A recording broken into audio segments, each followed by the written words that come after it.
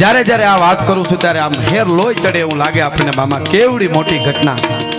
હું યાદવો માટે કહું, આ હીરો માટે કહું એટલે એવું નહીં કે ભાઈ આ જ્ઞાતિવાદની વાત કરે છે કે આ એક, પણ સમગ્ર ભારત જેનું ગૌરવ લઈ શકે, વિશ્વમાં કોઈ દી ન બને એવી ઘટના બની.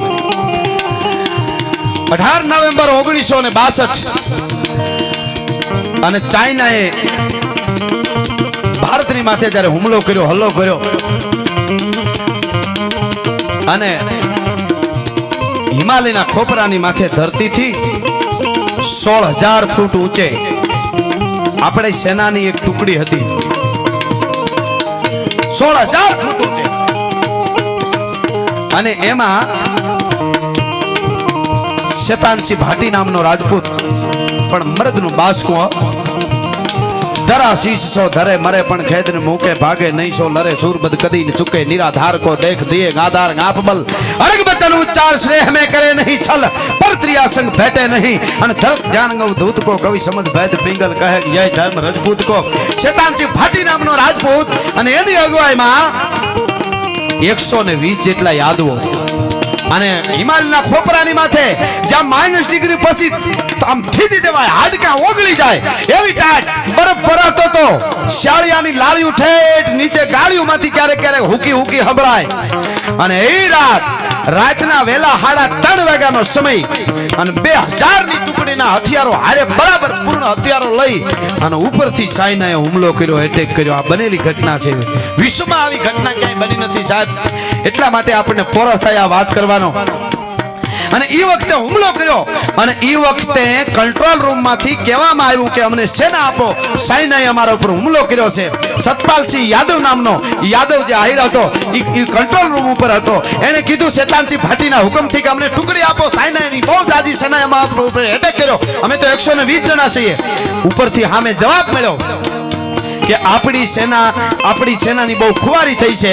ચાઇનાએ બહુ મોટો, ખાલી રિજંગલામાં જ નહીં, બહુ મોટો હુમલો કર્યો છે, એની જીત થાય છે.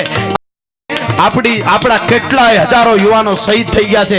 માટે એ રિજાંગલાની ટૂંક છોડી અને તમે નીચે આવતા રહ્યો, નકર ત્યાં તમને ભાવ પૂછવાય કોઈ આવવાનું નથી. સરકારનો જ ઉપરથી હુકમ છે. હું કંટ્રોલ રૂમમાં કહેવામાં આવ્યું કે નીચે હટી જાઓ અને પણ થતો અંગ રૂવા અવળા થયા અને વ્યાપી જ્વાળા વ્યોમ. સાહેબ શું ઘટના બની છે સાહેબ, આ તમે જુઓ તો ખરા. અને આપણે કોઈ દી આનું ઋણ ન ચૂકી શકીએ સાહેબ. આનું ગૌરવ લઈને ફરી અને આ જેટલા બેટા 18 વર્ષના છે, હું બધાને કહું છું, આ ક્ષત્રિયો છે, રાજપૂતો છે, ઇતર સમાજનું હોય, માલધારી ભાઈઓ હોય, પણ મામા ડાયરો વધારે છે. એટલે કહું છું કે તમે થોડું ઘણું કઈ નશો ન જ હોય, માવાની તો બધું સામાન્ય છે, પણ વધારે વધારે કોઈ નશો હોય તો નશો તમે આવા વીરોનો રાખજો, દેવાદ બોદરનો રાખજો, ભોજા મકવાણાનો રાખજો, રાકા અમરનો રાખજો.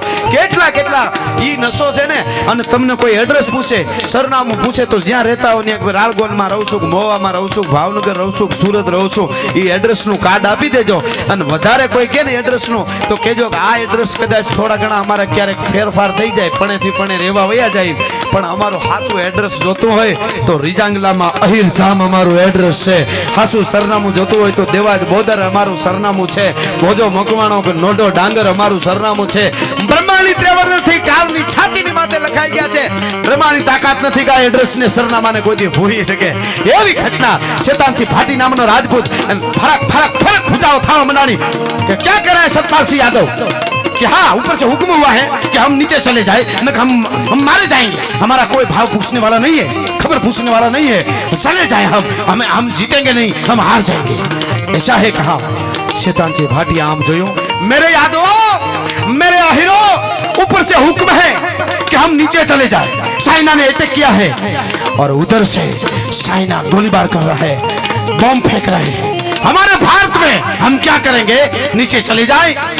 અને તેથી એક પછી એક યાદવોએ કીધું, શેતાનસિંહ ભાટી બાપ તું રાજપૂત છો, અમે આહિર છીએ, યાદવો છીએ. ચાઇના કદાચ હજારોની કે લાખોની સેના લઈને આવે અને અહીંથી એક ડગલું પાછું હટી તો આયરાણીનું ધાવણ લાજે. હવે લડી લેવું છે, માટીમાં માટી થઈને મળી જાઉં. અડપડે જીક માચી અચૂક ઘટ જાત છે, ઘટ ચૂક ટૂક ફટ જાત કંઈક ફરા ફાર અને હટ જાત કંઈક કાયર હજાર કુદંત સીચ પડતે કે બંધ અને ધર ધર ખેત મચવાય દંડ. આ મરી જાઉં છે. એ કુમાર રેજિમેન્ટ અને કુમાવ રેજિમેન્ટની માલિકોર ઈ એક શેતાનસિંહ ભાટી અને બીજા યાદવો હતા. ઈ લડ્યા ભાઈ, લડ્યા એટલું નહીં, ચાઇનાનો જે કમાન્ડર હતો ને સેનાનાયક ઈ જોતો તો ને એને પછી એના પછી યુદ્ધ સમાપ્ત થયા પછી પ્રશંસા કરી અને એમ કહેતો તો એ સાહેબ વીર અમને કભી કહી નહીં દેખા હે. એની ભાષા તો હોય પણ આપણે સમજીએ એટલે આપણી ભાષામાં આવા યોદ્ધા મેં કોઈ દી જોયા જ નથી. આપણા હવાહો કહેવાય ને 120 એટલે ઈ 2000 હતા અને 2000 જ્યારે આપણા કરતા હથિયારો એની પાસે હારા હતા. આ કોઈ બનેલી ઘટના, બનાવેલી વાત નથી. વિશ્વમાં આવો કોઈ દાખલો નથી બન્યો કોઈ દિવસ.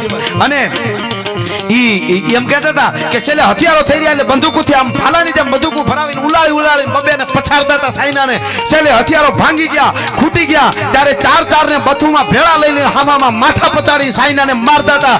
અને છેલ્લે સાયનાને ઈ સાયનાનો સેનાનાયક એમ કહેતો હતો કે અમારી સેનાના યુવાનોને ઈ યાદવો પગ પકડીને ઊભા ચીરી નાખતા હતા. ઈ મેં મારી નજરે જોયું છે. ભલા માણસ 114 કાયમ આવ્યા યાદવો અને સામે 1300 સીનાઓને મારી નાખ્યા હતા. કેવી ઘટના બની છે ગોગદી વિચારજો. આજ પણ જાઓ એ અહીરવાડ કહેવાય છે, આખું રીજાંગલામાં અહીર ધામ આખું ઊભું થયું છે. આ ઘટના બની છે સાહેબ. અને પછી 3 મહિના આપણને તેમ હતું કે આપણે હારી ગયા, જેમ ઓલું કૈલાસ બધું લઈ ગયા એમ રીજાંગલા આપણામાં છે જ નહીં એવું નક્કી કરી નાખ્યું હતું. પણ 3 મહિના પછી કોક દિવસને ખબર પડી કે એ 2000 માંથી 1300 સીના મરાઈ ગયા, બીજા 700 વિજાઈ ભાગી ગયા હતા ત્યાંથી. અને 3 મહિના પછી કોકે જઈને જોયું ને તો કોક બમનો આમ સીલ તોડતા હતા. એક હાથમાં બમ હતો ને એકમાં તોડેલો ભાગ હતો. કોકની બંદૂકની ડ્રેગન ઉપર બંદૂક આમ આંગળીઓ રહી ગઈ હતી. કોક કોઠણીયા ભરતીને ઊભા હતા, કોક માં ભારતીને સલામ કરતા હતા. એ મુર્દાના ખોખા 3 મહિના પછી ભારતનું રક્ષણ કરીને રીજાંગલામાં ઊભા હતા. તમે ગોગદી વિચાર તો કરજો. અને ઈ કોકને ખબર પડી, મીડિયામાં આવ્યું અને મીડિયામાં આવ્યા પછી મુંબઈની બજારમાં હેલા જતા હતા કવિ પ્રદીપ, એને પાનના ગલેથી બિસ્ટોલનું કાગળ લીધું અને કોકની પાસેથી બોલપેન માંગી અને પછી તેદી એને એ ગીત લખ્યું કે ઓ મેરે વતન કે લોગો જરા યાદ કરો કુરબાની, જરા આંખોं में भर लो पानी, जो शहीद हुए हैं उनकी जरा याद करो कुर्बानी. અને એમાં ગીત સાંભળજો, કડી આવે છે એક ને 10 કો મારા. 120 જણા હતા, એને 1300 ને મારી નાખ્યા. 1 ને 10 કો મારા. આવી ઘટના બની. આ ભારત વર્ષની ધરતી છે, આ આપણું હિન્દુસ્તાન છે, આ આપણી અસ્મિતા છે અને આ આપણી પરંપરા છે. અને ઈ પરંપરા માટે કેવું હોય તો અને એવો એક બીજો દાખલો મામા યાદ આવી ગયો એટલે બીજો દાખલો બન્યો. ઈ પણ ગૌરવ લઈ શકે. એટલે એવું કઈ નથી કે ભાઈ એના જ ગોતી હું આયુર્ના યાદવોના જ લઈ આવું, પણ મને આ અદ્ભુત દાખલો બન્યો છે. આ 1980 માં જન્મેલો એ માણસ અને છેલ્લું જે યુદ્ધ થયું કારગિલનું એમાં યોગેન્દ્રસિંહ યાદવ નામનો યુવાન અને પાકિસ્તાન બરાબર આપણે એનું નામ અત્યારે ટાઈગર હિલ ઉપર પાકિસ્તાનની સેના પ્લેનમાં આવીને ઉપરથી ગોઠવાઈ ગયેલી બરાબર રીતે અને એ ઉપરથી જ હલ્લો કરતા હતા. અને એમાં આ બાજુથી આપણી સેના આમાં હથિયારોથી જવાબ આપે, આ બાજુથી પાકિસ્તાનો. એક બાજુથી 16,500 ફૂટ ઊંચે બરફની પહાડી નગરી થીજી ગયેલી. એ બાજુ કોઈ જાય જ શકે એવું બને જ નહીં, ઘટના નહીં. એટલે એ વખતે આપણા સેનાનાયકે કીધું કે હવે શું કરશું, હવે આપણી જીત થાય એવું લાગતું નથી. કદાચ કારગિલનું યુદ્ધ આપણે હારી જાત આ ઘટના ન બની હોત તો. અને સાહેબ તેથી યોગેન્દ્રસિંહ યાદવ નામનો ઈ જેને કહેવાય યુવાન, એને કીધું કે મુझे मेरे किशन के साथ भरोसा है, विश्वास है, वो मुझे वहां तक पहुंचा देंगे. કે ઈ મને ન્યા સુધી પુગાડી દે, મને થોડી ટુકડી આપો. અને સાહેબ બનેલી ઘટના છે. રાહમાં ઓલી આંકડિયા વાળા જે બાંધી આંકડિયા, લોખંડના આંકડિયા જે આવે દેશી ભાષામાં આપણે મીંદડી કહી, એ રાહમાં બાંધી અને 16,000 ફૂટ છે બરફની પાટ, જ્યાંથી કલ્પના જ ન કરી કે પાકિસ્તાન કે અહીંથી જાય. એ ટુકડીને લઈ અને યોગેન્દ્રસિંહ યાદવ ગયો. રાતમાં સડતો હતો 4 વાગે અને એ આમ ઘા કરતો જાય. એની હારે વાહિની થોડી ટુકડી હતી અને આગળ પોતે હતો. એને ખબર નહોતી પાકિસ્તાનીઓને કે અહીંથી આવે છે, પણ ક્યારેક બહુ શેતાન એટલે આ બાજુથી એનું ધ્યાન દોરવા આપણી સેનાના આમ ફાયરિંગ ચાલુ હતા અને આ બાજુથી ખબર હતી આવે નહીં, પણ છતાંય ક્યારેક 2 જણા આટો મારી ધડ ગોળીઓ મારી આમ ખાલી નકરા ફાયરિંગ કરીને વયા જાય. 3 ગોળી ખંભામાં લાગી, માથે ઓલું પહેરેલું હોય ટોપ જેવું, એટલે ખંભામાં 3 ગોળી લાગી ગઈ. લોહીના ભભૂકા વસતા, હાથમાં રાહ દોરી પકડી હતી. વિચાર કરતો હતો જો દોરી મુકાઈ જાય તો મારો ભારતનું શું થાય, મારું તો જે થાય.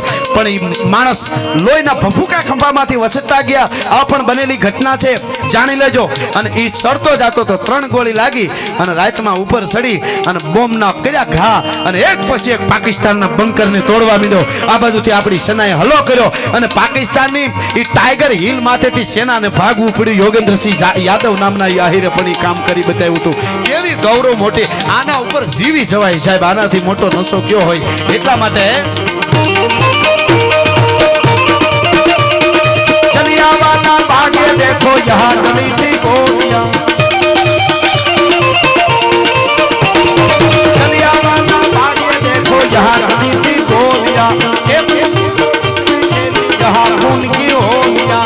एक तरफ बंदूके दन दन दन दन दन दन दन, एक तरफ बंदूके दन दन, गोलियां मरने वाले बोल रहे थे इनकलाब की बोलियां. गाली गाली बहनों